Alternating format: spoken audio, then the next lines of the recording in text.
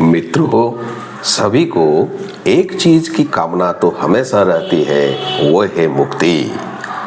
और इस सिलसिले में भगवत गीता में क्या कहते हैं, आइए हम सुने।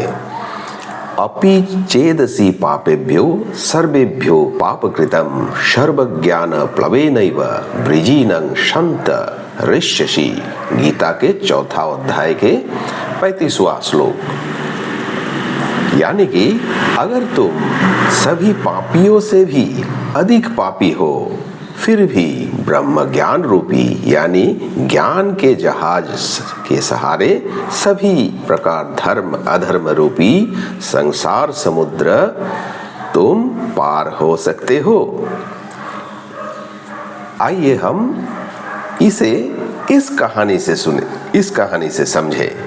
और इससे पहले कि मैं कहानी आरंभ करूं, मैं हूं शुभेंदु चौधरी और आप सभी को मेरा प्यार भरा नमस्कार। मित्रों, आप अगर इस चैनल में नए हैं तो अवश्य सब्सक्राइब कर ले, ताकि अगला एपिसोड आप तक अवश्य पहुंच जाए।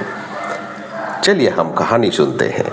एक बार की बात है, दो मित्र प्रभु श्री जगन्नाथपुरी धाम दर्शन करने गए। सारा दिन घूमने फिरने के बाद वो क्लांत होकर थकान के हो जाने के कारण दोनों एक आश्रम में आश्रय लेने पहुंचे, क्योंकि होटल में रुकने के उनके पास पर्याप्त पैसे नहीं थे।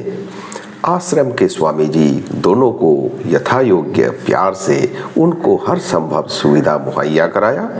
दोनों संध्या के बाद सो गया।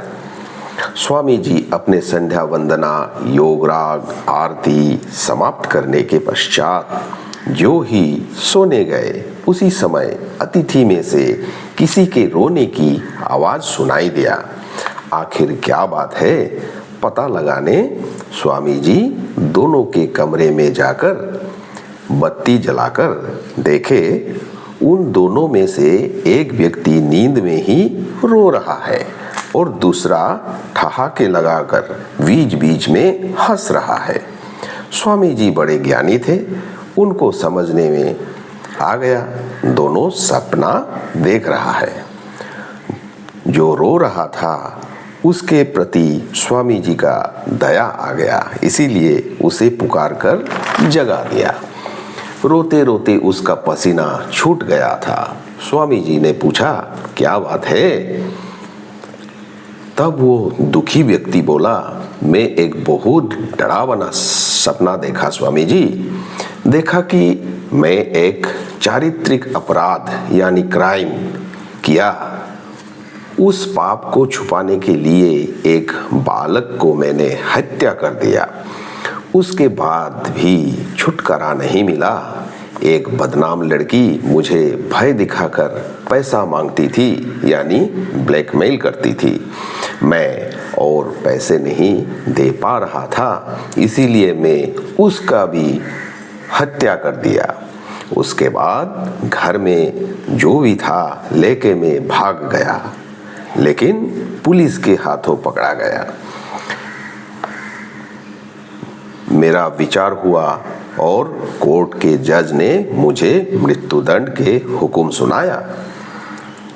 जल्लादगण मुझे पकड़कर फांसी के तख्त पर ले जा रहे थे। मैं प्राण जाने की आतंक में चिल्लाकर रो रहा था और ठीक उसी समय आपने मुझे जगाकर रक्षा कर दिया। क्या भीषण कांड हो गया बाबा, मेरा देह अभी भी कांप रहा है। तो दूसरे व्यक्ति ने स्वामी जी से पूछा, बरखुरदार, तुम नींद में ठहाके लगाकर क्यों हंस रहे थे? सुखी व्यक्ति ने कहा, मैं भी स्वप्न देख रहा था स्वामी जी, इसीलिए मैं हंस रहा था। स्वामी जी, मैं देख रहा था एक बालक का गेंद यानी बॉल एक लेक में जा गिरा।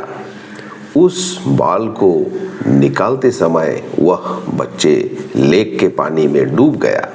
वहां पर भीषण हल्ला हो रहा था। लेकिन कोई भी लेक के पानी में उतरने का साहस नहीं कर रहा था।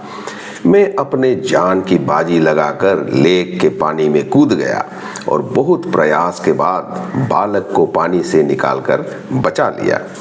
इस घटना से लोगों ने मेरा बहुत प्रशंसा तो किया ही, दूसरे दिन जो स्थानीय पत्र है, पत्र पत्रिका यानी कि न्यूज़पेपर, उसमें मेरा फोटो सहित समाचार छप गया। इस साहसिक कार्य के लिए राष्ट्रपति महोदय ने मुझे पुरस्कार भी दिया। प्रेस रिपोर्टर गण आके मेरा इंटरव्यू ले रहे थे और मैं हंस हंस के उनका उत्तर दे रहा था। आहा, क्या मजा आ रहा था। और ठीक उसी समय आपने मुझे जगा दिया। अब मित्रों गौर से सुनिए स्वामी जी ने क्या बोला। स्वामी जी ने कहा, एक ने पुण्य करके उसका फल भोग रहा था और दूसरा व्यक्ति उसका पाप का भीषण फल भोग रहा था, लेकिन ये सब तुम्हारे अज्ञान अवस्था में हो रहा था, यानी कि नींद में। इसीलिए अब ज्ञान अवस्था में यानी जागृत अवस्था में उसका अभाव यानी नहीं रहा।